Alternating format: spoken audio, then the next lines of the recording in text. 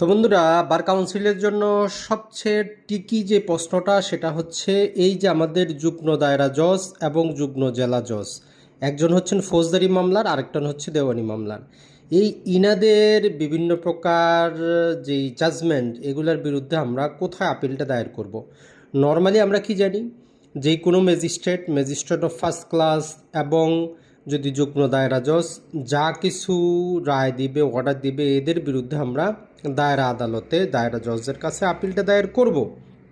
কিন্তু যদি উনি 5 বছরের বেশি সাজা দেন, তার আপিলটা হাইকোর্টে যায়। তাহলে এই শব্দটা মনে রাখবেন, যুগ্ম দায়রা জজ যখন 5 বছরের বেশি সাজা দিবেন, তার আপিলটা দায়রা আদালতে না হয় সরাসরি হাইকোর্টে দায়ের করতে হবে। একইভাবে যখন উনি দেওয়ানি মামলাটা দেখেন, তার মামলার ভ্যালু যদি 5 কোটি টাকার বেশি হয়, আবার মনে রাখেন তার মামলার ভ্যালু যদি 5 কোটি টাকার বেশি হয়, তখনও আপিলটা হাইকোর্টে চলে যায়। হাইকোর্ট দেওয়ানি এবং ফৌজদারি উভয়টাই কিন্তু দেখে। আমাদের এর সাবঅর্ডিনেট কোর্টে দায়রা আদালত পৃথক, জেলা জজ আদালত কিন্তু পৃথক। তাহলে সবচেয়ে টিকি প্রশ্ন হচ্ছে এটা, যে আমাদের 5 বছরের বেশি সাজা হইলে দায়রা আদালতে আপিলটা দায়ের না হয়ে হাইকোর্টে হবে। এটাতেই ছেলেমেয়েরা ভুল করে। আরেকটা হচ্ছে আপিলটা যখন 5 কোটি টাকার বেশি হবে, তখন আমরা হাইকোর্টে দায়ের করব।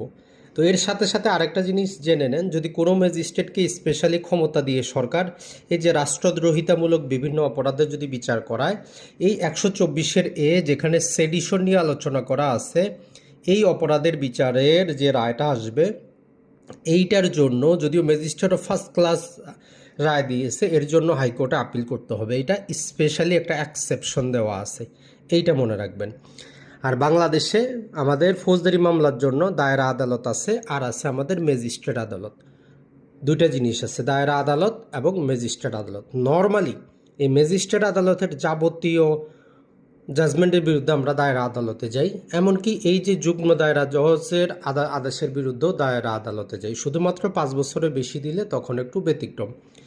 আর একই রকমভাবে আমাদের এই সহকারী জজ, যার কাছে আমরা 15 লাখ টাকা পর্যন্ত মামলা দায়ের করি, সিনিয়র যার কাছে 25 লাখ টাকার পর্যন্ত মামলা দায়ের করি, যুগ্ম দায়রা জজ 25 লাখ টাকার উপরে, এই 3 জনের কাছে আমরা যখন মামলা দায়ের করি, এর আপিলগুলো কার কাছে যায়? এই যে জেলা জজ সাহেবের কাছে যায়।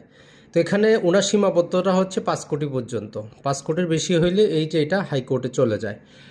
আবার এই হাইকোর্টের ক্ষেত্রেও আমরা জানি, একজন বিচারক দেখলে একক বেঞ্চ বলে, 2 জন দেখলে দ্বৈত বেঞ্চ বলে, এটা ছাড়া 3 জন হইলে তখন ফুল বেঞ্চ বা ডিভিশন বেঞ্চ চলে আসে। তো একক বেঞ্চ হইলে এরা শুধু 5 কোটি টাকা পর্যন্ত দেখবে, 6 কোটি টাকার ঊর্ধ্বে হইলে দ্বৈত বেঞ্চে চলে যাবে। তো এটা ছিল আপিল রিলেটেড একটা টিকি প্রশ্ন। আশা করি